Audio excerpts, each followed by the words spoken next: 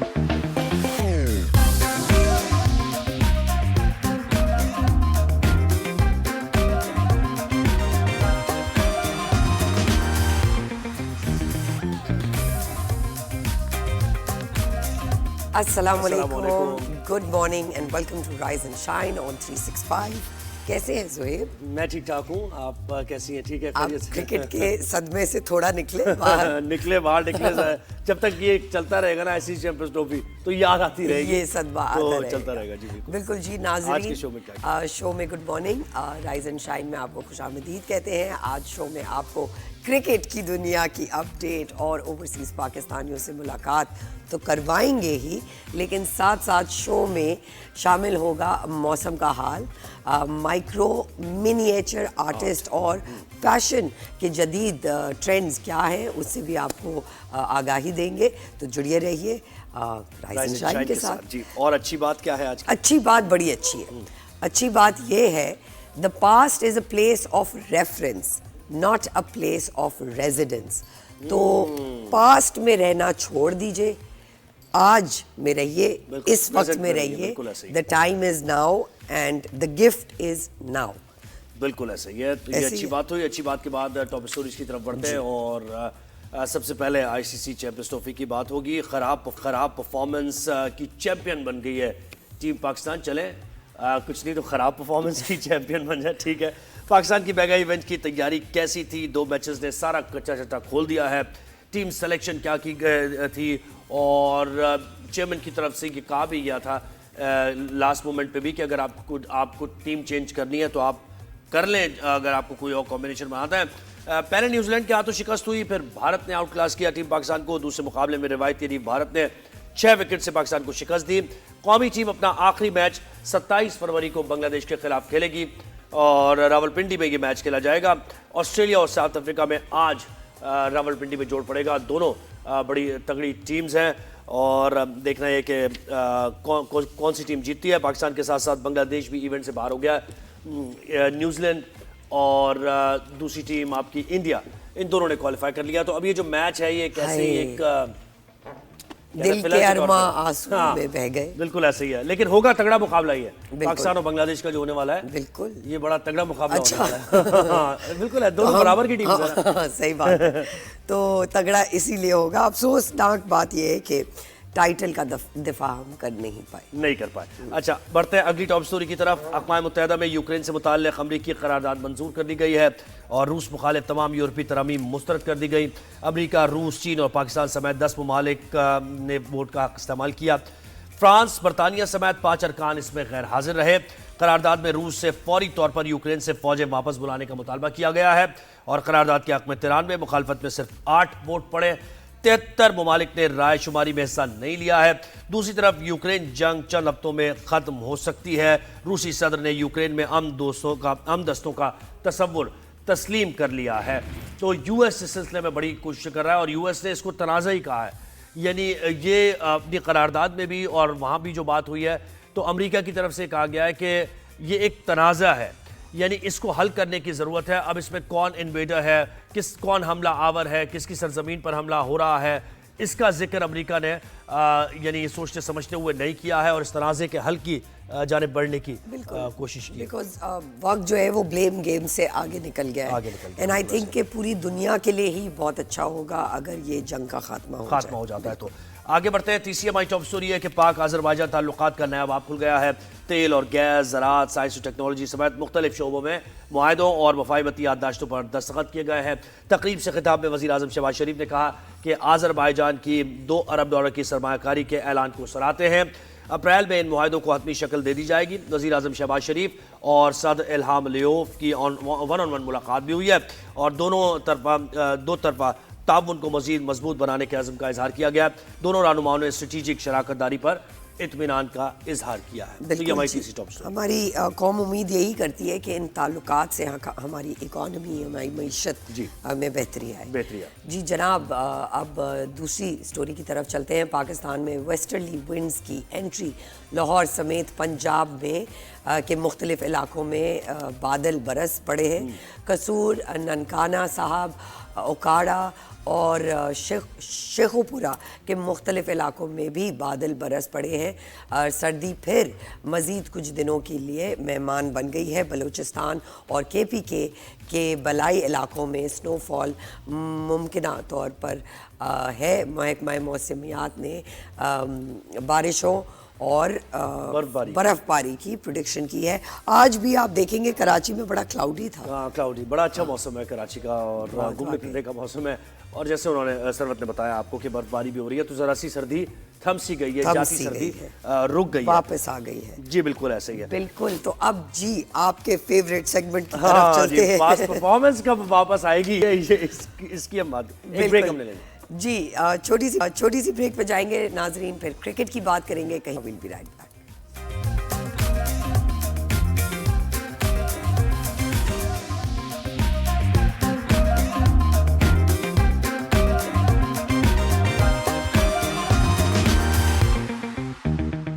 Welcome back नाजरीन। अब दुखती हुई रग पे हम जरा नमक छिड़कते हैं। जख्मों पे नमक छिड़कते हैं जी।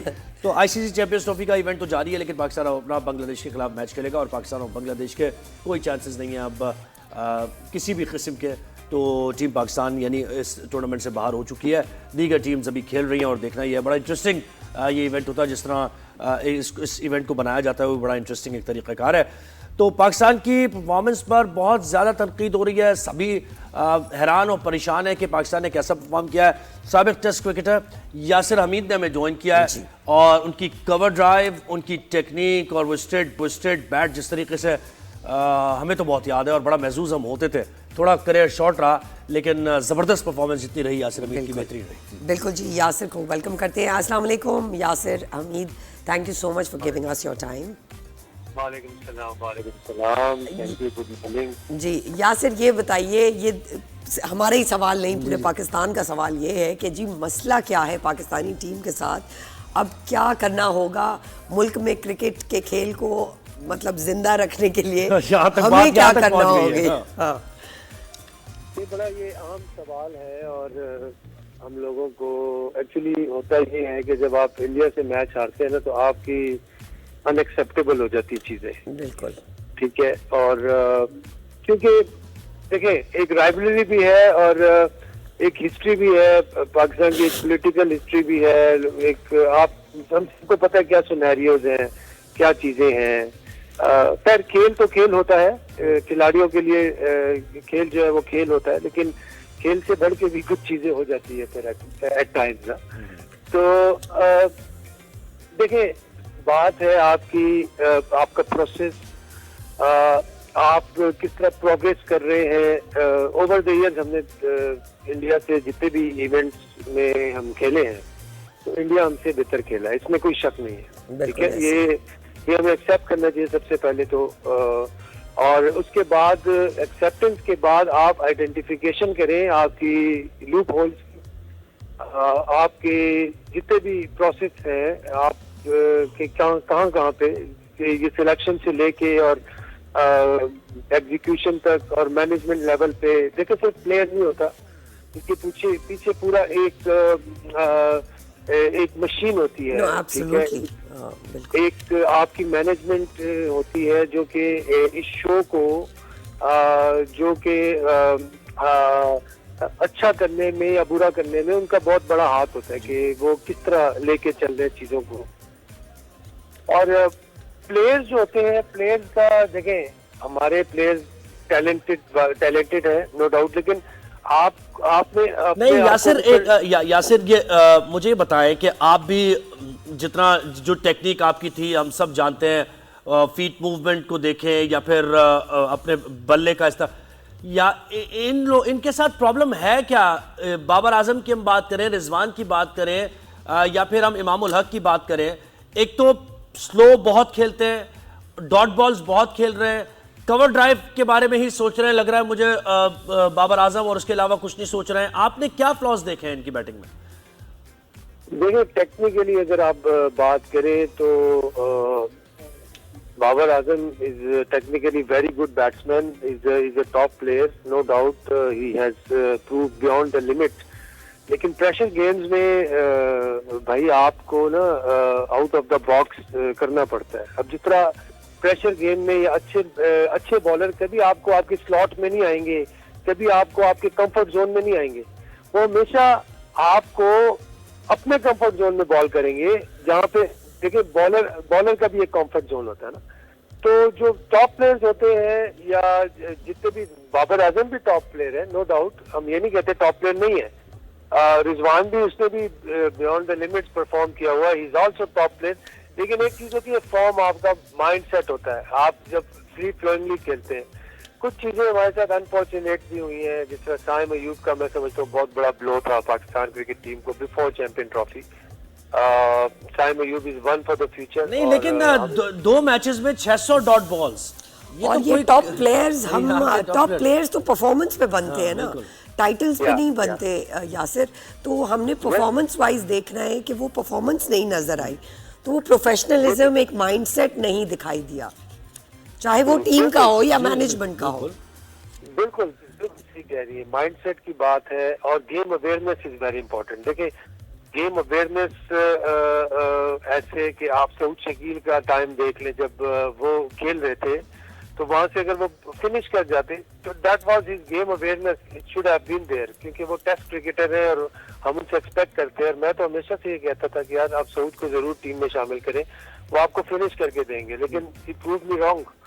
तो बहुत अच्छा 50 किया उसने, सऊद शकील ने अच्छा 50 किया, लेकिन वो फिनिश नहीं कर पाया। उसकी वजह क्या है? क्या उसको वो इन्फ्लुएंस नहीं था? क्या उसको मैनेजमेंट की तरफ से वो इन्फ्लुएंस नहीं था?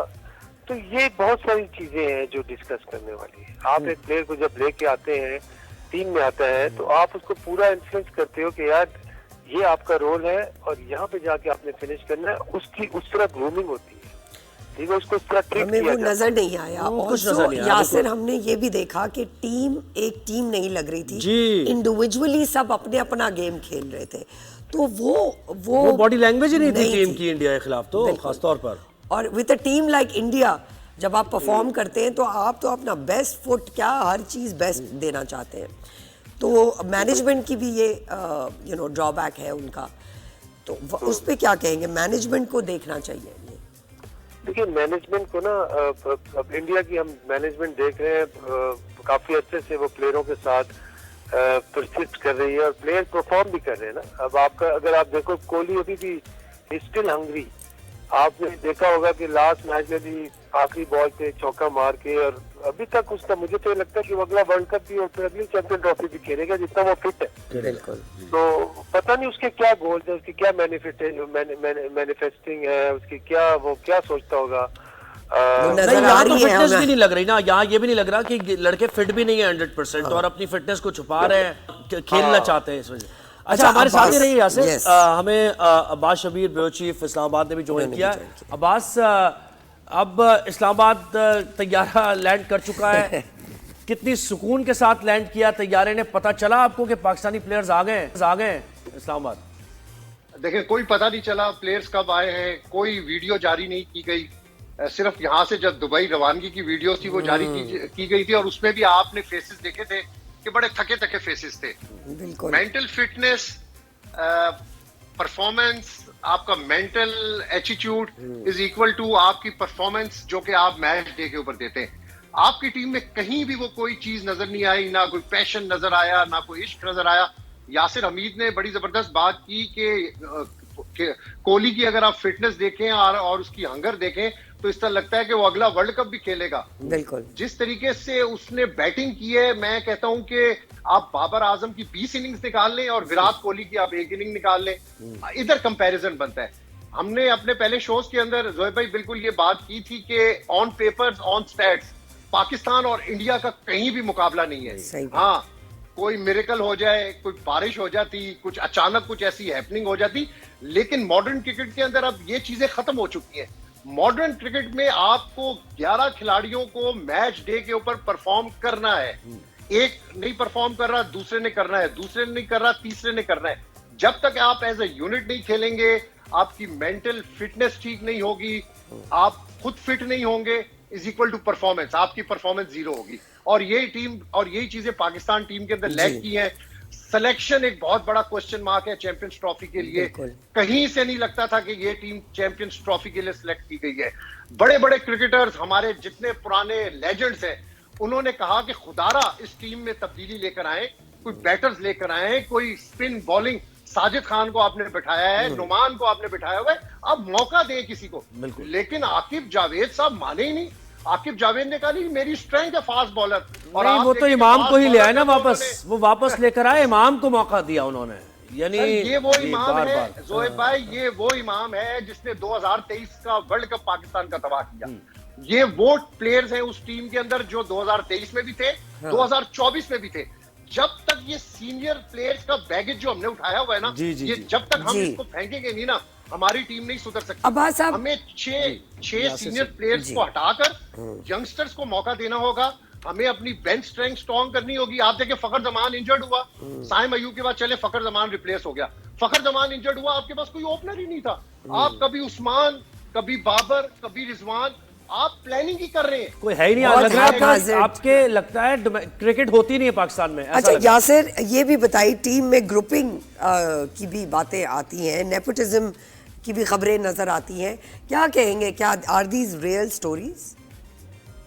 नहीं, मैं इन चीजों पे बिलीव नहीं करता। ग्रुपिंग देखें, जब प्लेयर्स आपस में खेलते हैं, जेलिन हो जाते हैं।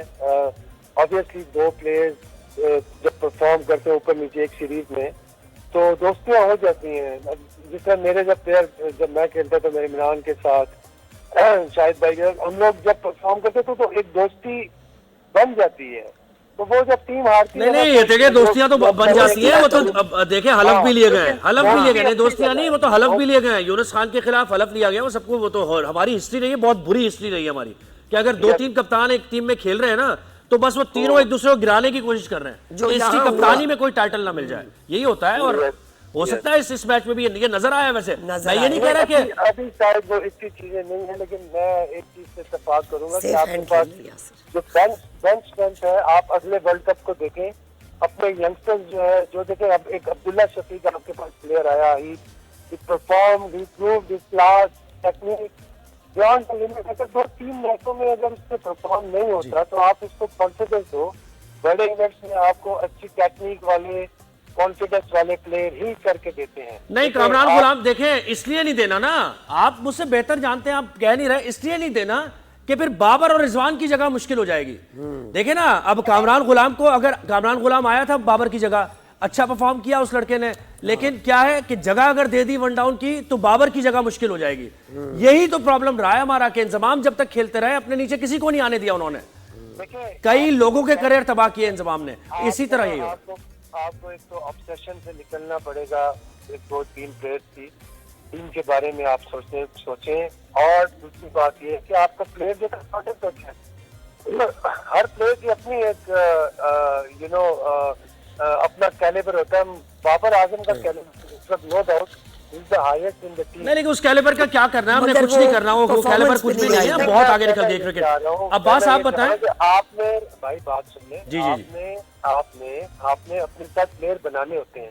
अब रोहित शर्मा को देखें आप, अब इंडिया की टीम में 5 स्टार बैट्समैन है, ठीक है, रोहित शर्मा, विराट कोहली, शुभमन गिल, के राहुल, 20 स्टार बन रहा है। इसके अलावा वो तिलक लड़का, उसने 100 किया पिछली सीरीज में, उसका कहीं नामो निशान नहीं है। वो लेफ्ट हैंड जो उनका विकेट कीपर है, क्या नाम है उसका, ऋषभ पंत।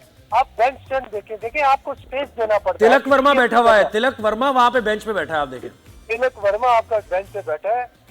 कहने का मकसद ये है कि जब आप ये टीम स्पोर्ट, ये इंडिविजुअल स्पोर्ट नहीं है, इसमें टीम स्पोर्ट है ये, ठीक है। टीम स्पोर्ट में हर वही टीम तो नहीं नजर आ रही, यासिर भाई नहीं आ रही ना।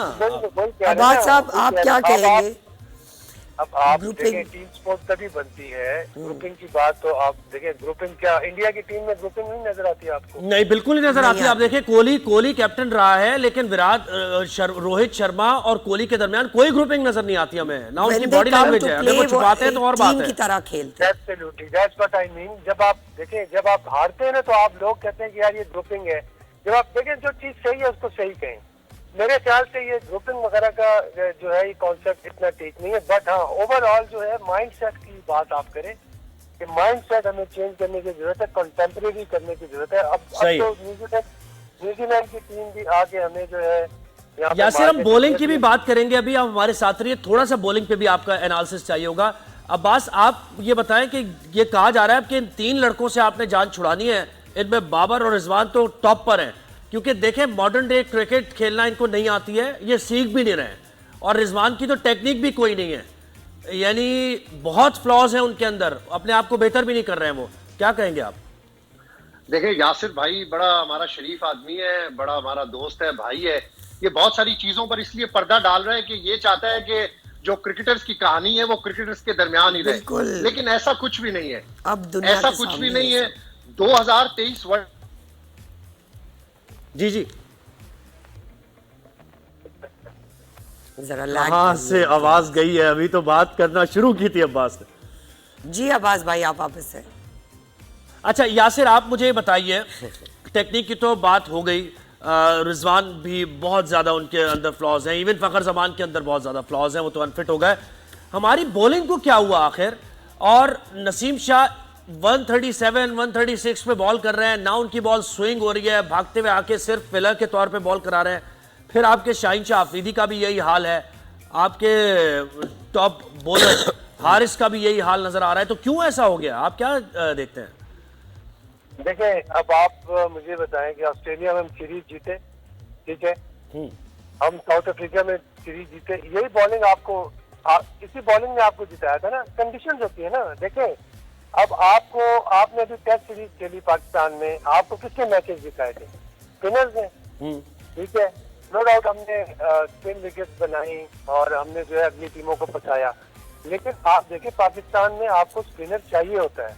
आपने यार दो आपको ऐसे बॉलर जिनका प्रेशर क्रिएट हुआ है इस वक्त इंटरनेशनल क्रिकेट में, इंटरनेशनली वो एक नंबर 1 पे आ रहा है, एक नंबर 4 पे 5 पे आ रहा है, उनमें से एक भी नहीं है टीम में, चैंपियन ट्रॉफी की टीम में। तो आप ये देखें ना, मैं माइंड सेट की क्यों बात करता हूँ कि आपको पता नहीं हॉर्सेस फॉर द कोर्सेस क्या है भाई, आपको पता नहीं सैटनर ने जाके बॉल छोड़ा है और अभी तक उसने एक तेज बॉल नहीं किया। अगर आप क्रिकेट को तो मेरे ख्याल से टीम बहुत अच्छी सिलेक्शन बेहतर हो सकता था, right? That's the thing we are दो स्पेशलिस्ट स्पिनर्स के साथ हमें जाना चाहिए था। आकिब जावेद क्या सोच रहे थे, क्यों नहीं गए 2 स्पेशलिस्ट स्पिनर्स के साथ?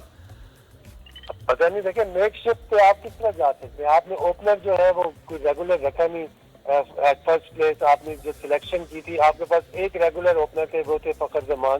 दूसरा, हम उस वक्त कह रहे थे इमाम को जिस टाइम टीम में लाए हैं तो वो इंडिया के अगेंस्ट आप मैच खिला रहे हैं, और वो भी दुबई में, वो क्या करे, वो टैप करके भागे गए ना।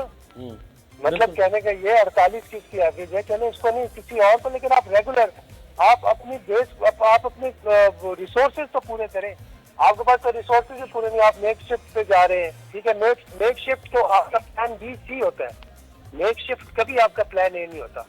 मेक शिफ्ट हमेशा आपका प्लान बी और सी होता है, हमेशा आप स्पेशलिस्ट पे जाते हो, बिल्कुल, ठीक है। आप ओपनर अपने आप रिसोर्सेज पहले पूरे करते, 2 ओपनर रखो। बाबर को 1 डाउन खिलाओ, उसने 19 सेंचुरी। तो यासिर, मैं कह रहा हूँ कि आपको ट्रेनिंग में कुछ रखते हैं ये कि यासिर हमीद से ही थोड़ा सा लड़कों को ट्रेनिंग दे दें कि भाई सिंगल डबल होता कैसे है और स्कोर बोर्ड टिकिंग किससे कहते हैं। जब हमसे तो भाई देखो, बात ये कि मेरी तो कोशिश होती है कि जहाँ भी कोई प्लेयर मिले मैं उससे बात करूँ।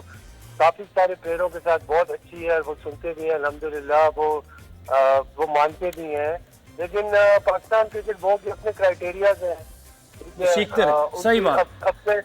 अपने उनके तरीके कार है खेलने के। जी अब्बास, जी अब्बास साहब, आपने ज्वाइन किया है हमें। जी, एक बार फिर अब्बास, आवाज आ रही है? जी बिल्कुल। क्या बात कर रहे थे आप? वही बात करें। देखिए, वही बात कर रहा हूँ कि यासिर हमारा भाई है, बड़ा शरीफ आदमी है, ये पर्दा डाल रहा है क्योंकि क्रिकेटर है, कहता है क्रिकेट की बातें क्रिकेट के अंदर ही रहे, टीम के अंदर ही रहे। लेकिन 2023 वर्ल्ड कप, 2024 वर्ल्ड कप, उसके बाद उससे पहले कई ग्रुप सामने आए, बाबर आजम, रिजवान, एक अपना एलेक्सिस इमामुल हक के साथ मिलकर, इवन के इंडिया वर्ल्ड कप के अंदर इनके आपस के अंदर टॉकिंग टर्म्स नहीं थे।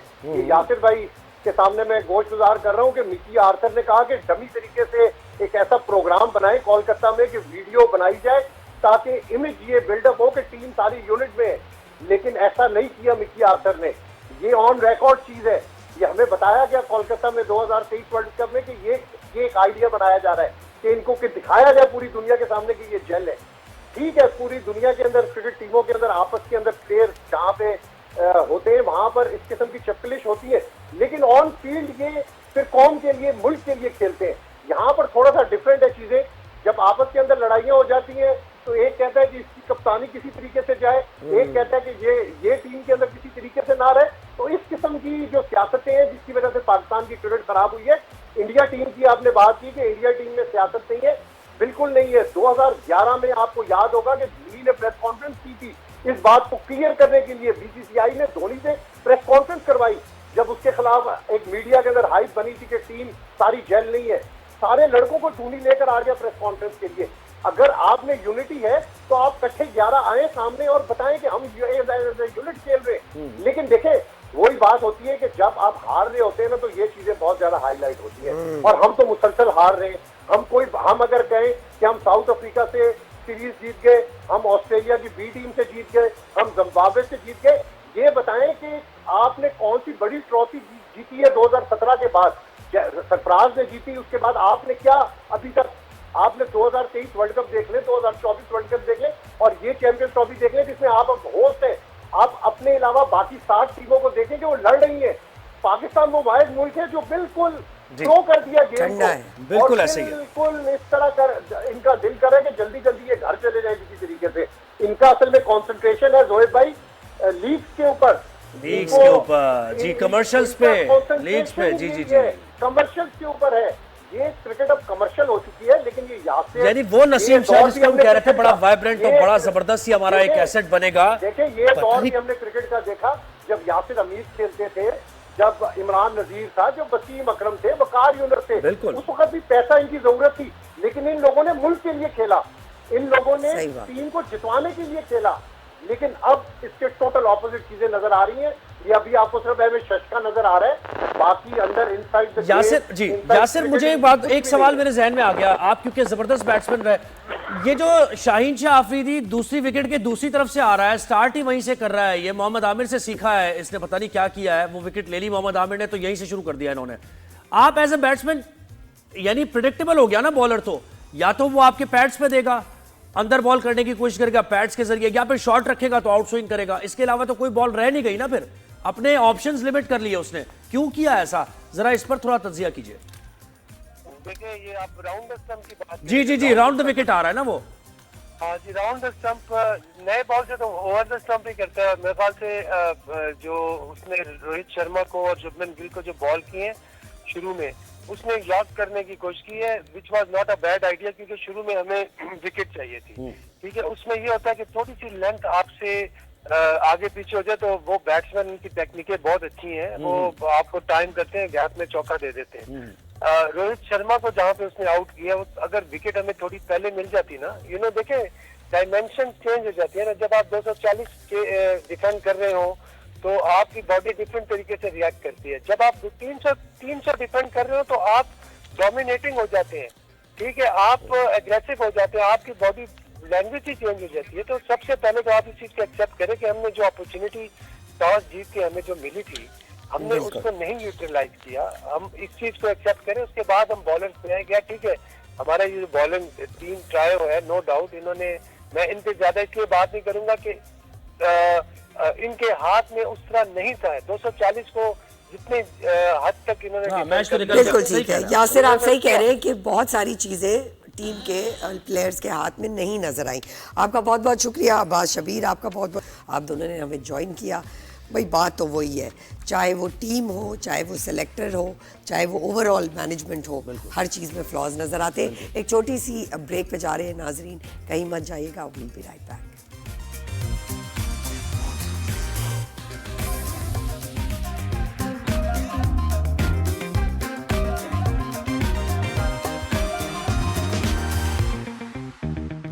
जी वेलकम बैक नाजरीन। अब जुहेब हमें कोई खबर देंगे। बिल्कुल, IMF का वक्त जैसे हमने कल भी खबर दी थी कि वो आए हैं और ग्रीन इकॉनमी से मुताल्लिक़ बड़ी बात हो रही है और हमने कल गेस्ट को भी अपने लिया था, उनसे पूछा था कि ग्रीन इकॉनमी पर क्या तरजीह पाकिस्तान की होंगी। तो IMF और पाकिस्तान के दरमियान क्लाइमेट फाइनेंसिंग के लिए मुज़ाकरात का दूसरा रोज़ है। ग्रीन जो बाकी ट्रैकिंग मॉनिटरिंग पर मुज़ाकरात का जारी हैं कि किस तरीके से इसको इस्टेब्लिश किया जाए ताकि माहौलियात का तहफ़्फ़ुज़ भी यकीनी बनाया जाए और इसके साथ साथ इकॉनमी में हमारी की ज़रूरत इस्टेब्लिश हो। IMF वफ़द को वफाकी और सूबाई हुक्काम अब तक होने वाले इक़दाम पर ब्रीफिंग देंगे कि क्या वफाकी सतह पर पाकिस्तान ने अभी तक किया है और सूबाई लेवल पर क्या कुछ किया जा रहा है। इस सिलसिले में सूबा पंजाब और बलूचिस्तान की IMF वफ़द को ब्रीफिंग आज के एजेंडे में शेड्यूल है। ज़रा ये बता रहे हैं, बड़ा अहम ये दौरा है IMF वफ़द का। सूबा सिंध और खैबर पख्तूनख्वा ने क्लाइमेट इक़दाम पर गुज़श्ता रोज़ ब्रीफिंग दी थी। तकनीकी वफ़द ने सूबों को वफाक के साथ मिलकर इक़दाम की हिदायत की है। सूबाई और वफाकी हुकूमतों की ब्रीफिंग मुकम्मल होने के बाद वफ़द अपनी तजावीज़ देगा और 4 रोज़ा मुज़ाकरात में पाकिस्तान के क्लाइमेट इक़दाम के बारे में रिपोर्ट भी मुरतब करेगा। ये वफ़द तकनीकी वफ़द क्लाइमेट चैलेंजेस से निपटने के लिए मुआशी आदाब का भी जायज़ा लेगा। तो क्लाइमेट चेंज तो हमेशा हम उसकी बात करते रहते हैं और दुनिया में इस सिलसिले में इक़दाम किए जा रहे हैं। पाकिस्तान में भी इकॉनमी तो इस्टेब्लिश आपने करना है, लेकिन इसके साथ साथ माहौलियात का भी ख्याल रखना है क्योंकि ड्राउट वगैरह ये सारी चीज़ें, एनर्जी के मामलात, ये सब इससे जुड़े हुए हैं। बिल्कुल। और हमने देखा है कि यहाँ पे डिफरेंट पार्टीज़ क्लाइमेट फाइनेंस की भी बात करती हैं। तो क्लाइमेट फाइनेंस वो है जो दुनिया भर से पोल्यूशन हो गया, जो फैक्ट्रीज़ की और वो जो कार्बन की वजह से जितने भी फ्लड्स हो गए, हमारे बारिशें हो गई, जो भी ये सारी चीज़ें हो रही हैं, वो सबसे ज़्यादा अफेक्टेड जो है वो छोटी कंट्रीज़ हैं। बिल्कुल, काम कहीं और हो रहा है, अफेक्ट हमें हो रहा है। तो क्लाइमेट फाइनेंस और इस तरह की क्लाइमेट चेंज की फाइनेंस पे जब बात करते हैं तो इट्स वेरी इंपॉर्टेंट कि हम जैसी कंट्रीज़ को वो सारी चीज़ें दी जाए जो हमें अपने आप को प्रोटेक्ट करने में फ़ायदा देंगी। बिल्कुल। और इसके साथ साथ जो व्हीकल्स हैं उनके बारे में बड़ी बातचीत हुई है कि अब इसको कैसे शिफ्ट करना है। हमने पेट्रोल और डीजल से ये जो इलेक्ट्रिक बाइक्स वगैरह आ गई हैं और फिर गाड़ियों का भी ये जो मामला है, तो पाकिस्तान में किस तरीके से इन तरजीहात को हम नाफिज करते हैं और पाकिस्तान में क्लाइमेट चेंज से मुताल्लिक़ फिर ग्रीन बेल्ट्स की भी हमने बहुत अपने शोज़ पे बात की है कि वो भी ख़त्म होती जा रही हैं। सब्ज़ा नहीं उगाया जा रहा, दरख्त से मुताल्लिक़, प्लांटेशन से मुताल्लिक़ कोई प्रायोरिटीज़ नज़र उस तरीके से नहीं आ रही है। आप देखें ज़ोहेब, अभी भी कराची में अगर हम देखें तो दरख्त काटे जा रहे हैं। बिल्कुल। और जब हमारे मेयर भी आए थे तो हमने उनसे ये इल्तिजा की कि आप दरख्त तो काट रहे हैं लेकिन वो नए वाले दरख्त लगवाए नहीं जा रहे। बिल्कुल। और देखिए इम्बैलेंस आ गया ना, एक बर्फबारी कम हो गई है, बारिशें भी कम होती जा रही हैं, उसकी वजह से ड्राउट की सूरत हाल पैदा हो गई है। रावलपिंडी में, इस्लामाबाद में तो इस सिलसिले में इमरजेंसी भी नाफिज की गई है। पूरे मुल्क में कहा जा रहा है कि जब गर्मियाँ आएंगी तो अगर बारिश नहीं होती है तो पानी की कमी का भी सामना पूरे मुल्क को करना पड़ सकता है। तो पानी एहतियात से इस्तेमाल करें। ये सारी चीज़ें जुड़ी हुई हैं मईशत के साथ ही। तो अब जो तजावीज़ उनको दी गई हैं या अपने मुल्क के अंदर जो इक़दाम किए गए हैं, इसके बाद IMF का वफ़द बताएगा, एक रिपोर्ट मुरतब करेगा कि जैसे जो हमने गाइडलाइंस दी थी उसके मुताबिक काम हो रहा है या नहीं हो रहा। तो एक ब्रेक हमने लेना है, कहीं जाइएगा नहीं।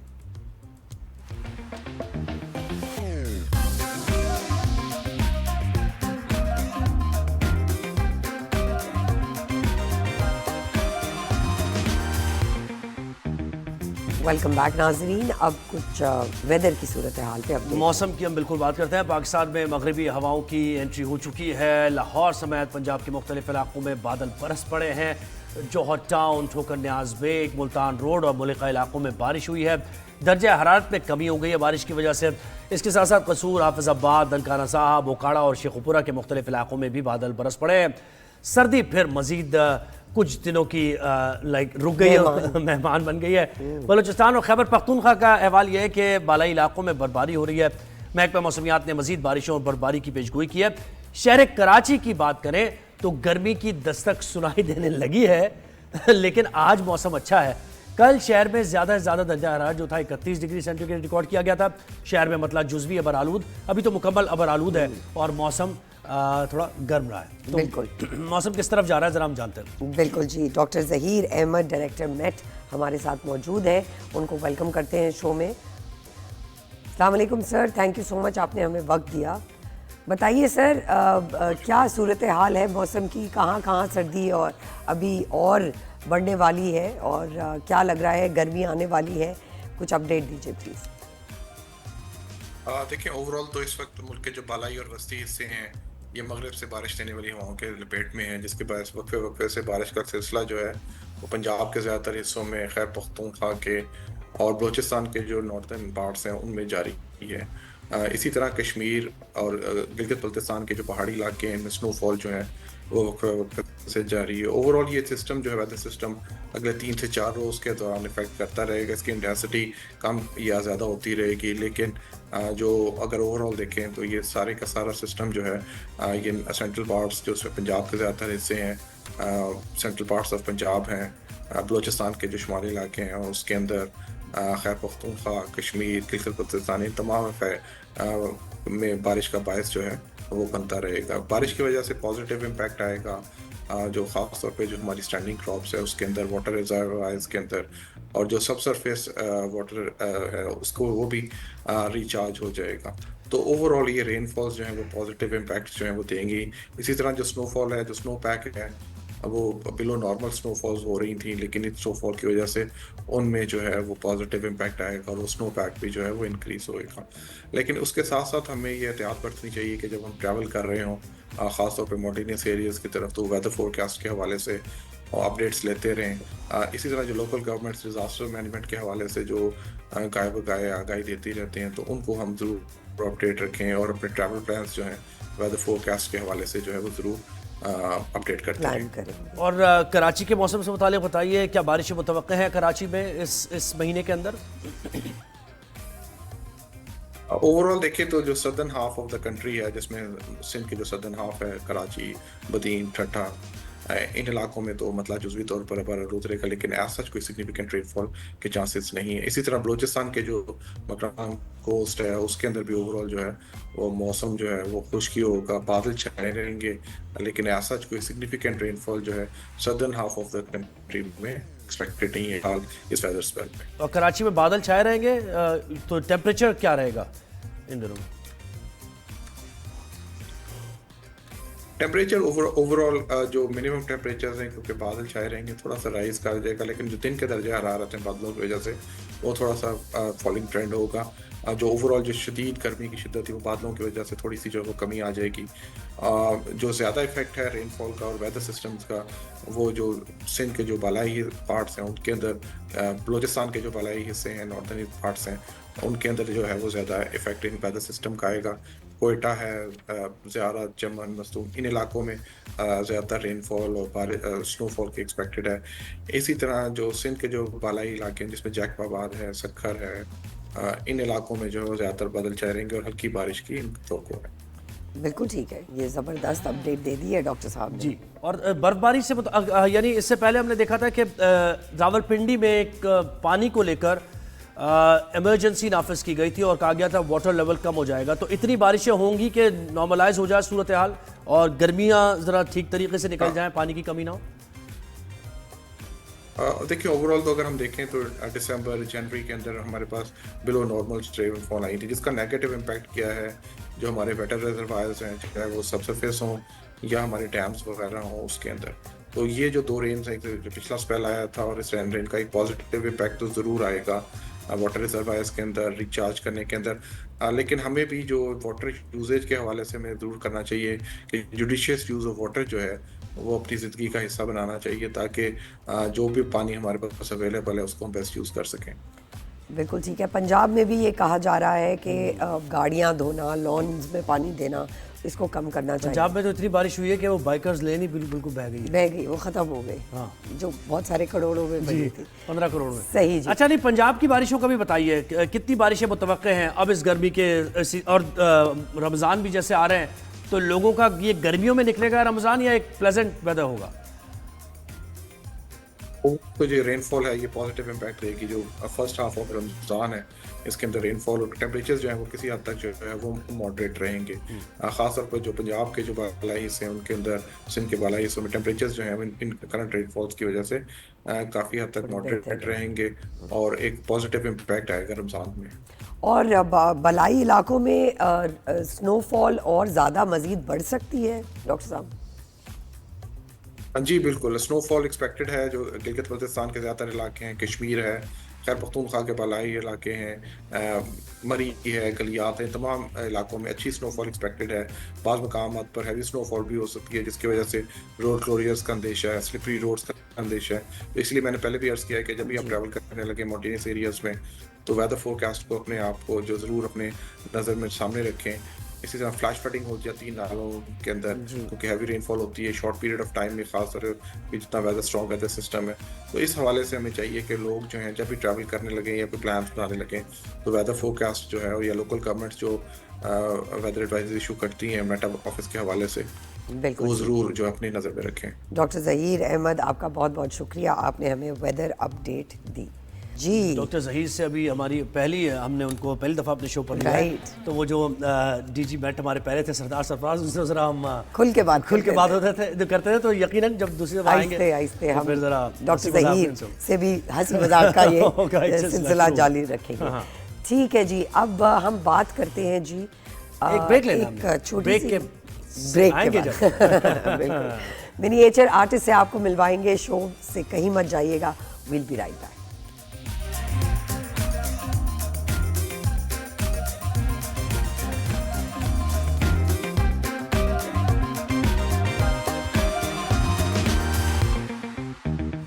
वेलकम बैक नाजरीन। फैशन, स्टाइल या कंफर्ट, क्या ज़्यादा आप पे अच्छा लगता है, ये हम खुद तो डिसाइड कर लेते हैं, लेकिन जब एक्सपर्टीज आपको बताते हैं और फैशन क्या कंफर्ट ही है, वही उसी को फैशन आप कहेंगे, क्योंकि मेरे लिए तो यही है। हम तो बस, मैंने कहा था ना पहले भी कि जो मिला पहन लिया, इस तरह की सूरत हाल है। इस तरह तो क्या पहनने वाले पे भी डिपेंड करता है कि वो किस तरह कैरी करता है। क्या आम सी कोई चीज़ है जो ब्रांडेड भी नहीं है, लेकिन वो अगर पहन रहा है तो लोग पूछ रहे हैं कि आपने क्या पहना हुआ है। तो क्या ये भी है फैशन में? और नए ट्रेंड्स क्या हैं फैशन के? बड़ी स्किनी पैंट्स लड़कों में तो पहले आ गई थी, बहुत पहले की बात मैं कर रहा हूँ, यानी 2 3 4 4 5 6 साल पहले। बहुत स्किनी, हाँ स्किनी, वो बहुत बुरी लगती थी और मैंने कभी नहीं पहनी वो पैंट्स। तो इसी पे मजीद बात करने के लिए हमारे साथ आज खास मेहमान मौजूद हैं, उनको वेलकम करते हैं। अस्सलाम वालेकुम Munaf Mansoor Ali. Well, welcome to the show, Munaf. Thank you.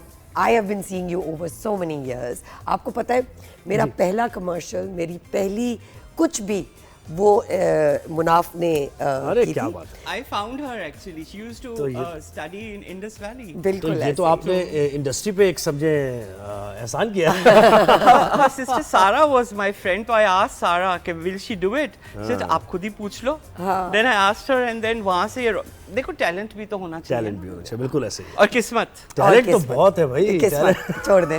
अच्छा Munaf, you run a talent agency, you also do events, you do PR. सबसे ज्यादा मजा किस चीज में आता है, सेलिब्रिटीज की PR करने में या उनको इवेंट्स में बुलाने में? Honestly, जिसमें पैसा हो। सही है, तो यही बात है। जो बात है उसमें मजा आता है। सही बात है। अच्छा, you dealt with so celebrities कहाँ है, PR ही है बस, अब तो और कुछ भी नहीं है। जो ऐसे ही है, मुझे तो यही लगता है कि काम किसी का कुछ भी नहीं होता, PR की वजह से वो स्टार बन जाता है, हाइप बनती है। हाइप बनती है, बिल्कुल ऐसे ही। क्या कहेंगे, does PR come first or the talent comes first? Talent comes first. अगर टैलेंट है तो PR कुछ कर सकता है, टैलेंट ही नहीं है आप में तो फिर आप दिखाएंगे क्या? सही बात है, सही बात है। एक दफा मौका मिल जाएगा, उसके बाद आप कैसे क्या उसको करेंगे करें। अच्छा, फैशन और स्टाइल की बात करते हैं करें आज। जी, अगर बिल्कुल। आप खुद भी डिज़ाइनर हैं, आप डिज़ाइन करते हैं, आप स्टाइल करते हैं सेलिब्रिटीज़ को, आपको क्या लगता है कि पाकिस्तान में हम जो वेस्टर्न दुनिया में चल रहा है उसमें जब तक ट्रिकल डाउन इफेक्ट आता है वो फैशन चेंज हो चुका होता है internationally, so how do you manage that? See fashion, हमारे फिगर्स भी वैसे नहीं हैं, हमारा इन्वायरमेंट वैसा नहीं है, हम ईस्ट वेस्ट का फ़र्क आ जाता है। सो अंधाधुन फैशन को फॉलो करना is stupidity I guess, you know. बिल्कुल आप अपना भंड बना लेते हैं, ठीक है। सो फैशन वो करो जो आप पे सूट करे, आपका बॉडी स्ट्रक्चर, ये सारी चीज़ें मैटर करती हैं, और आपकी कंफर्टेबिलिटी सबसे ज़्यादा मेजर। आप कंफर्टेबल नहीं होंगे, वो लाखों का जोड़ा होगा, वो खाक का लगेगा, you know. So you need to be like you know how होना चाहिए कि क्या। अब वहाँ से होते होते होते होते तो फिर I think fusion is the best way out for fashion, कि आप फ्यूजन कर लें थोड़ा सा। हम ईस्टर्न हैं और eastern to heart will always be an eastern, तो उसमें आप फ्यूजन की ऑफ कोर्स आमेजिश करें, लेकिन जितने हद तक कर सकते हैं अक्ल को मद्देनजर रखते हैं। अच्छा मुझे बताएं, पाकिस्तान में क्या डिजाइनर्स की तो चले हम बात छोड़े ना, जो आम लोग पहनते हैं वो तो आम शॉप से लेके पहनते हैं ना, तो जो पाकिस्तान के लोकल भी जो ब्रांड्स हैं, क्या R&D वहाँ पर नहीं है, रिसर्च एंड डेवलपमेंट नहीं है कि बाहर अगर लूज पैंट्स चल रही है जैसे सरवत ने कहा, तो वो यहाँ आते आते 2 साल लग जाते हैं, तो क्या कट्स वगैरह? I think, sorry to cut you, नहीं, आई थिंक कि आजकल सोशल मीडिया इतना स्ट्रॉन्ग है कि वो सब चीज़ें आ जाती हैं, और जो ट्रेंड सेटर्स होते हैं वो तो फॉलो कर ही लेते हैं उसको, ठीक है ना, फिर आवाम तक आते आते फिर दिस ऑल्सो मनी मैटर्स। अगर आपके पास है तो आप यू नो लाइक, अगर मुझे याद है, this was I was telling my son the other day कि every Saturday I used to go for shopping, every Saturday, ठीक है। आजकल वो हालात नहीं है। आजकल तो वो बिल्कुल भी नहीं है, don't tell me about it, लेकिन आप ऐसा बनाएं कि you can carry on with like you know it's for long time. Reuse, recycle and train हम अपने ऊपर नहीं करते। एक इंस्टाग्राम की पोस्ट चली गई, उस पर बस वो दोबारा रिपीट नहीं करेंगे। तो reusable fashion is being done और बीइंग सीन इंटरनेशनली। हमारे वहाँ क्यों नहीं हम इस चीज़ को, जबकि you know with our religion वो वही है कि जी जितनी चादर है उतने पैर फैलाओ। बिल्कुल ऐसे। देखिए, आई थिंक रीयूजेबल हो सकता है अगर आप का मैं मिसाल दूंगा, लॉन की आपके 3 पीस सूट जो होते हैं, ठीक है, उसमें शर्ट जल्दी वेदर हो जाता है उसमें, ठीक है, दुपट्टा रह जाता है, ट्राउजर भी रह जाती है, सो उसको मिक्स एंड मैच करके चलाओ, ज़रूरी तो नहीं है। अब यहाँ पर ये सोच है कि लाइक अगर शर्ट नया है ना तो ट्राउजर भी नई होनी चाहिए, नो, कोई ज़रूरी नहीं है। So one has to be very smart about, smart thinking रखो एंड और उसको कैरी करो। अगर आप कैरी नहीं करोगे, आप कंफर्टेबल नहीं होगे, तो बात खत्म। आपके दिमाग में यही फंसा हुआ है कि नहीं ये पैंट तो मेरी पुरानी और ये शर्ट तो मेरा नया, हाउ कैन आई। मैं और जुहेब बेस्ट एग्जाम्पल हैं रीयूज के, बिकॉज हमारे पास 10 सूट हैं, वो हम अलग अलग तरीकों से कॉम्बिनेशन को चेंज करके, स्टाइलिंग करके आप सब कुछ कर सकते हैं। वो किसी के बाप को भी नहीं पता लगेगा कि ये वही चीज पहन कर आए। स्टाइलिंग करो, I mean there are so many things you can do it, मगर अकल इस्तेमाल करके। नहीं, मुझे पता है फैशन कहते किसे, अगर मैं 20 साल पुराने ट्रेंड्स को मुझे अच्छा लगता है सलवार कमीज पहनना, पजामास चल रहे हैं फर्ज करें आजकल जो भी है, तो मैं सलवार कमीज पहन रहा हूँ, तो क्या मुझे आउट ऑफ फैशन कहा जाए, यानी क्या कहा, या मुझे मैं अच्छा लग रहा हूँ तो वही फैशन हो जाएगा? डेफिनेशन क्या है फैशन? देखिए, आप कंफर्टेबल हैं, वो आपका स्टाइल स्टेटमेंट हो जाता है, ठीक है, कि आप सलवार कमीज पहनते हैं, दैट्स योर स्टाइल। कोई लेडी है, वो if she wears a flower in her hair, that's a style statement. I wear accessories, that's my style statement. तो आउट ऑफ फैशन कुछ नहीं होता, और अगर आप रखते भी हैं तो वो it's always you know fashion comes back. बिल्कुल ऐसे, वो तो है। So you can restore your clothes, definitely. अच्छा, आजकल मुनाफ हम देख रहे हैं कि जो जैसे जुहेब कह रहे थे कि पहले बहुत स्किनी ट्राउजर्स और मर्दों पे नहीं अच्छी लगती थी, आजकल बिल्कुल ही बैगी आ गई है। वो भी बॉडी कॉन्स्टिट्यूशन बिल्कुल बहुत बुरा लगता है। 70s का स्टाइल है, फ्लावर पावर डेज। तो क्या कहेंगे, मिडिल ग्राउंड देखना बहुत ज़रूरी है? बहुत ज़रूरी है। आप अपना स्ट्रक्चर देखें ना, अगर आप थोड़े से प्लम्प साइड पर हैं तो you can't where those baggy pants. अगर आप, और कुछ लोग ना आपे से बाहर हो जाते हैं, अगर वो अगर 12 इंचेस का होता है तो ये 24 इंचेस पे चले जाते हैं कि you know we look good and Justin Bieber बन रहे हो। तो दैट्स नॉट ऑन। हर कोई अपना स्ट्रक्चर देखकर, बॉडी टाइप देखकर फिर उसको फॉलो करे ना। अब ऑब्वियसली जो पतले हैं वो लूज पहनेंगे तो थोड़ा उनको बैलेंस हो जाएगा। अगर वो ऑलरेडी वेट है उनका, और अगर वो बैगी पहनेंगे तो फिर आप सोच रहे क्या लगेंगे। हम अपने कलर स्कीम पे भी ज़्यादा वो नहीं करते, फोकस करते। We have our wheatish you know skin, olive skin है हमारी, लेकिन हम चीखते हुए कभी कलर्स पहन लेंगे, कभी खट्टे कलर्स पहन लेंगे। तो उसमें क्या, किस तरह एक इंसान को पता चले कि उस पे कलर्स कौन से अच्छे लगते हैं? I think mix and match is the best way out with this थिंगी।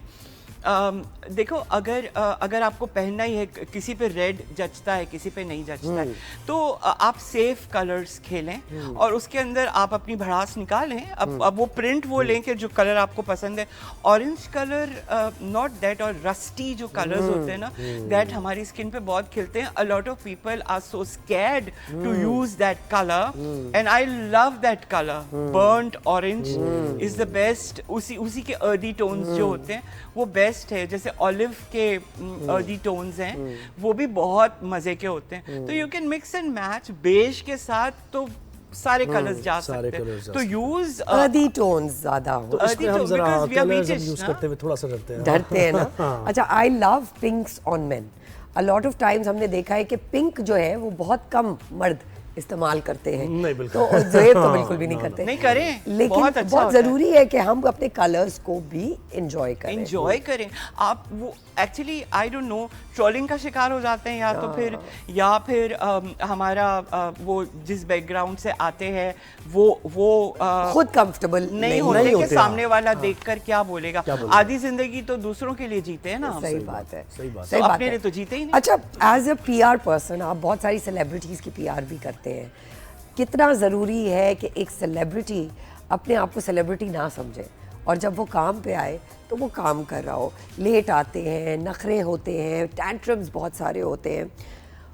क्या ज़रूरी है कि एक आर्टिस्ट, और जो बड़े आर्टिस्ट हमने देखे, जावेद साहब हैं, वसीम अकरम हैं, और भी बहुत सारे डिफरेंट आर्टिस्ट हैं, उनके ये टैंट्रम्स नहीं होते। What's the difference? Is it the social media that is making them feel like stars? Old school के हैं वो। उस जमाने में काम किया है जहाँ काम को काम समझा जाता था। ऐसा ही है। आजकल के दौर में यूं मिल जाता है इनको काम। ठीक है ना, क्या करना होता है वो आप भी जानते हैं और मैं भी जानता हूँ। ठीक है, तो जो इजी वे आउट है ना वो तो उसको उसी तरह सेलिब्रेट करेंगे ना कि like you no easy way है, मैं तो सेलिब्रिटी हूँ। बिल्कुल।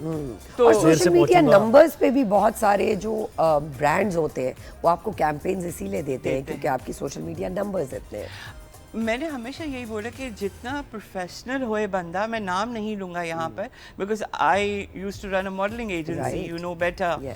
तो जितना अनप्रोफेशनल उतना उसका वैल्यू ज़्यादा। तो I never used, there are couple of girls जिनके साथ मैंने कभी ज़िंदगी में काम नहीं किया because I know that they are not professional and then end में I have to listen the music. Why should I? ठीक है ना। तो अब वही तो मैं I used to tell them कि like you know आप उससे काम नहीं करो, लेकिन उल्टा है। तो that's something which is like, तो मुझे बताएं कि लाइफ में फैशनेबल लगना कितना ज़रूरी है आपकी पर्सनैलिटी के लिए भी, कि लोग आपको देखें, आपसे बात करें। फिर होता है ना कि आप कहीं पहुंचते हैं, किसी महफिल में जाते हैं और अगर आपसे बात नहीं हो रही तो आपके कॉन्फिडेंस के लिए भी बड़ा ये। देखिए, मैं तो एक उसूल है कि if you look good you feel better और आपकी प्रोडक्टिविटी डबल हो जाती है। ठीक है, आप में वो कॉन्फिडेंस आ ही जाता है। कोई आपसे बात करे ना करे उससे क्या फ़र्क पड़ता है। If you are very comfortable within your own skin और आप अच्छे लग रहे हैं, आपको सबसे पहले पता लग जाता है कि yes you are looking good. कभी बैड हेयर डे भी होते हैं, कभी आपको स्किन पे पिंपल भी आ सकता है, तो that's obviously, but then again आप थोड़ा अपनी केयर कर लें तो सही हो जाता है। और अगर आप यू नो अपनी स्किन में कंफर्टेबल हैं, आप अच्छे लग रहे हैं, जाने दो आगे। तो comfort over style or fashion any day. How important is it to elevate each other in this entertainment industry? Very important. इस पे बात कर रहे थे। Very important. देखिए आप अगर जो एक दूसरे का सपोर्ट नहीं बनेंगे ना तो ऊपर नहीं जा सकते। ठीक है, एक अकेला होता है और सब मिलकर ना it's a team. You know, जो अच्छा लगता है बोल दो, क्या फर्क पड़ता है। Exactly. क्या जाता है आपका बोलने में? क्या जाता है आपका? Always, आप क्यों नहीं बोलते? मैं तो रोज बोलती हूँ। बोलना भी चाहिए। बिल्कुल ऐसे। And we are human beings, you know. जो ऊंचाई पे जाता है ना उसका जवाल है। बिल्कुल ऐसे ही है। तो So it's very important to remember all these. I seriously believe in that कि जब आप टॉप पे होते हैं ना तो तब आपको अपनी उन चीज़ों का ख्याल रखना modest चाहिए कि होना जब आप चाहिए। नीचे आएंगे ना Exactly. तो फिर आपकी इज्जत बरकरार वो रहे। कहते हैं ना कि when you're going remember those people, because when you're coming down, you'll meet the same people. Exactly. है ना? What goes around comes around. Comes around. Munaf, so happy to see you, and so happy Likewise. to see what you've been doing and how you've been contributing to the industry. And I can never forget, you have given me a chance to come and be part of this entertainment industry. Thank you so much. Thank you thank बहुत you शुक्रिया। Thank you. एक चीज़ बोलूँगा जी, यहाँ जी, पे sir. कि आप में talent था, मैं हीला वसीला बना आपके लिए, आप में टैलेंट था, आपने शाइन आउट किया। Thank you, Munaf. और फिर आप राइज एंड शाइन में आ गए। फिर मैं राइज एंड शाइन में ऐसी शाइन करी कि बस शुआएं निकल सबकी आंखें यूं हो गई। शुआएं निकल रही हैं शुनाएं। आज जी, तो एक नाज़रीन, ब्रेक लेना हमने। एक छोटी सी ब्रेक ब्रेक के बाद आते हैं तो मिनिएचर आर्टिस्ट जी हमारे साथ हैं। आर्ट तो की कहीं जाना नहीं बात आप। करेंगे, कहीं मत जाइएगा, विल बी राइट बैक।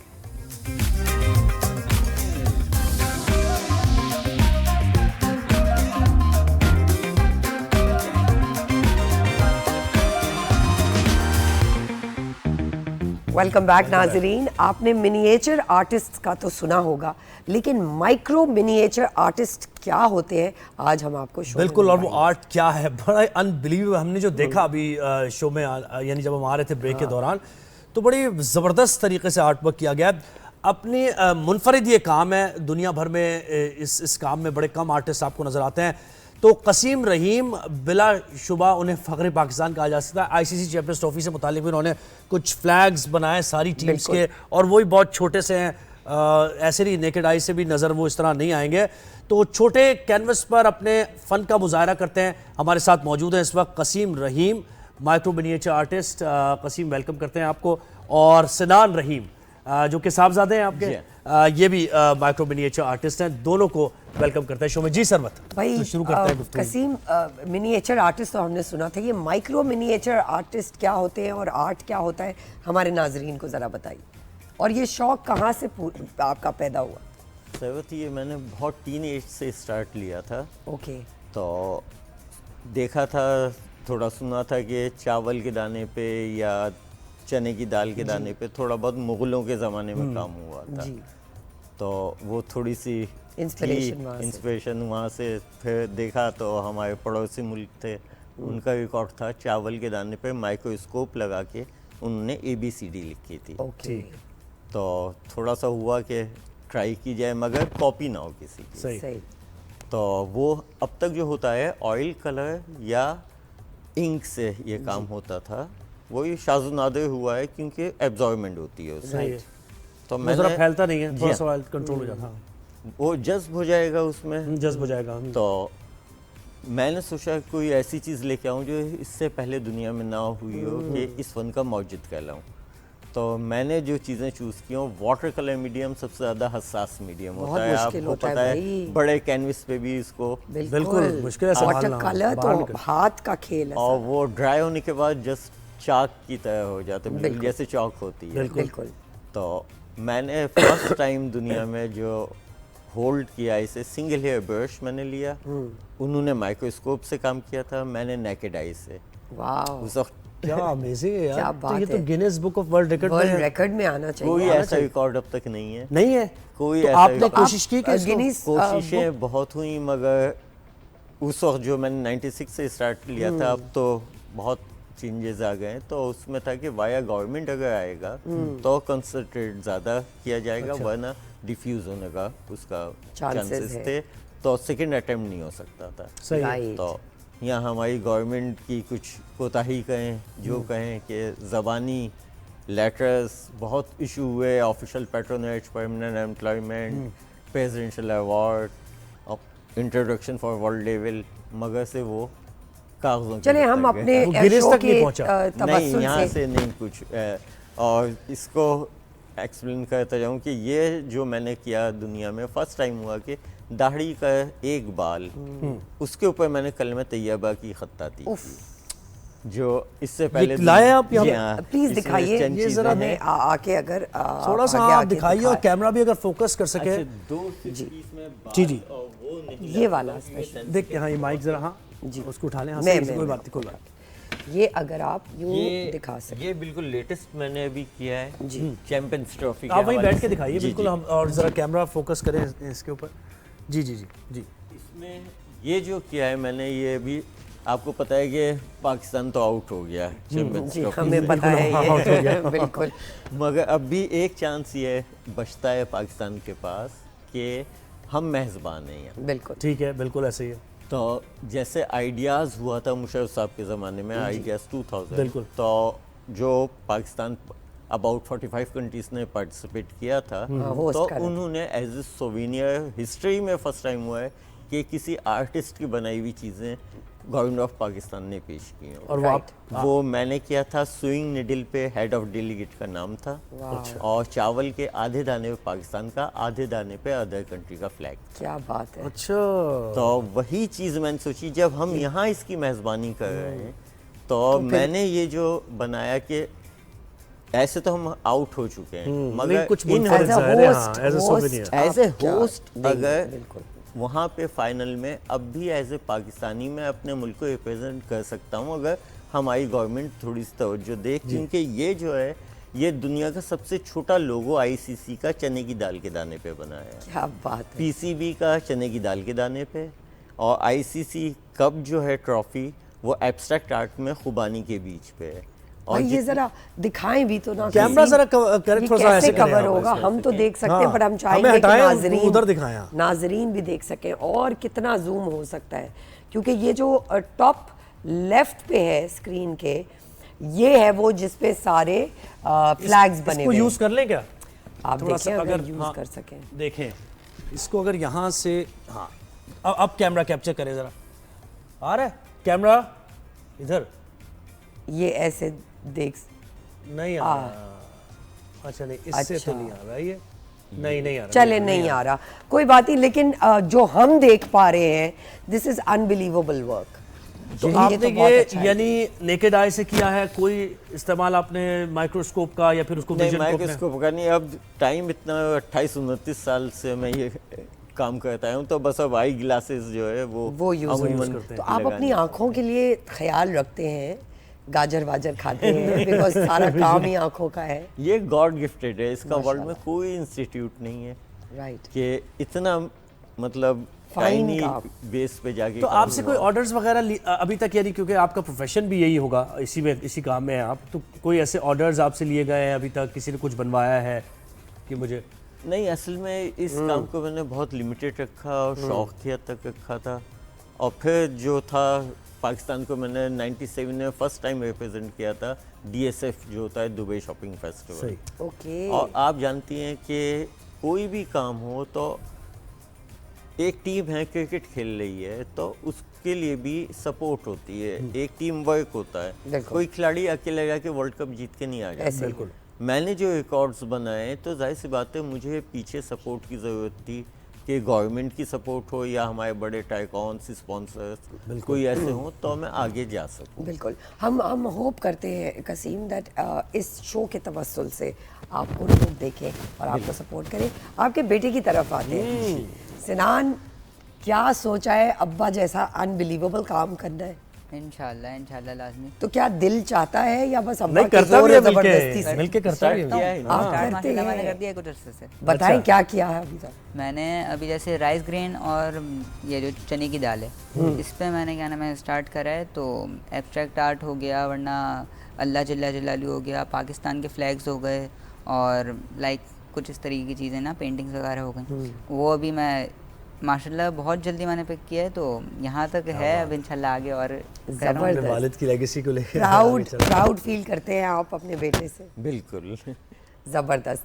अच्छा, और किस तरह की मुख्तलिफ एग्जिबिशंस होते हैं? पाकिस्तान में भी होते हैं, कराची में इतने आर्ट फेस्टिवल्स वैसे आर्ट होते वर्क हैं। भी करते हैं, ये तो खैर माइक्रो आप उस पे लेवल पे, यानी बड़ी पेंटिंग्स वगैरह। हाँ, बड़ी Miniature मैंने art। की, मगर इस पे फिर हाथ जो है ना सेट बैठ होना गया। प्रॉब्लम हो गई थी, तो मैं वापस इसी पे आया, क्योंकि वो काम करने वाले तो बहुत ज़्यादा अनगिनत हैं, ये दुनिया में वाहिद है। अब इसका यही है कि जाहिर सी बात है आगे इंटरनेशनल एग्जीबिशंस होती हैं पाकिस्तान। मुझे हैरत ये है कि इतनी महंगी महंगी पेंटिंग्स लोग अपने घर में लगाते हैं, एक्सक्लूसिव पेंटिंग्स, ये भी तो एक एक्सक्लूसिव आर्ट है, चीज़ है ना, आर्ट है बिल्कुल। ये। तो क्या इस तरफ लोगों का क्या रुझान आपने देखा है नहीं क्या लोगों का? यहाँ पे पाकिस्तान से ज़्यादा पाकिस्तान से बाहर इस चीज़ की डिमांड है। सही है। गए हैं क्योंकि they पाकिस्तान से बाहर आप? understand this quality of art. बस असल में बात वही होती है कि आर्ट को समझना भी ये एक होता art है, है। जैसे एक आपने नॉर्मल देखा होगा कि चावल के दाने पे नाम लिख के लोग अक्सर हमने से- लिखा है बिल्कुल ऐसे ही। तो देखिए राइटिंग में और आर्ट में फ़र्क ये होता है कि आप इसको अगर जूम करके देखेंगे तो इसमें स्ट्रोक्स आपको बाकायदा पता चलेंगे। नजर आएगा और फिनिश नजर आए, वो जो है ना वो नजर आएगा, ऐसे नहीं है कि बिखरी हुई चीजें जी हाँ। जैसे कलर्स वो नहीं। और कलर से एक इंडिया का बहुत था कि उन्होंने जैसे मुझे 97 में ठीक। जब डीएसएफ में गया, गल्फ न्यूज़, गल्फ टुडे, यूएटीवी ने, सीएनएन ने कवरेज वहाँ उस वक्त दी, तो इंडिया के ही एक वहाँ के बहुत वेल नोन बिजनेसमैन हैं, उन्होंने मुझसे कांटेक्ट किया कि आप अपना मुल्क छोड़ दें, हमारे पास आ जाए, अरे क्योंकि ऑलरेडी उनका रिकॉर्ड ख़त्म हो गया था जो उन्होंने माइक्रोस्कोप से सही। चावल पे किया था, और वो साहब भी इंडिया की तरफ से थे, वो बाकायदा मेरा काम देखने खुद आए। पहुंचे हो। वाओ, तो ये कैसे हो सकता था? ज़ाहिर है उन्होंने ऐसी बात कही कि कहाँ अपना मुल्क छोड़ आगे कौन कैसे सोच सकता है? आगे क्या जल्दी से अगर बताएं कसीम, नेक्स्ट क्या कर रहे हैं? कोई एग्जीबिशन कर रहे हैं, कोई पार्टिसिपेशन कर रहे हैं? देखिए वर्क आपके सामने, अब बिल्कुल। मुझे ज़रूरत है कि स्पॉन्सर सपोर्ट जो सपोर्ट के बगैर, जाहिर सी बात है मैं जी, बिल्कुल, platform इंटरनेशनली जी, जी, जी। जब तक बिल्कुल। प्लेटफॉर्म ना हो तो ये हमारी आसान शो में हमेशा यही कोशिश रहती है कि हम आर्टिस्ट को इंट्रोड्यूस कराएं और उनका काम दिखाएं, और आपके जैसे बेहतरीन आर्टिस्ट जो हैं, सबसे पहले तो आपका शुक्रिया कि आप आए, और आपका बहुत शुक्रिया। हम कोशिश यही करेंगे कि इस शो के ज़रिए आपको वो स्पॉन्सर्स मिले। तो नाजरीन, आज के शो का वक्त यही ख़त्म होता है। आप दोनों का एक बार फिर बहुत बहुत शुक्रिया, and we wish you all the best. मुझे और ज़ुहैब को इजाज़त दीजिए, कल एक बार फिर आपसे मोर मुलाकात न्यूज़ होगी। और व्यूज़ के साथ हाजिर होंगे। अपना ख्याल रखिए। अपना ख्याल रखिएगा। अल्लाह अल्लाह हाफ़िज़। हाफ़िज़।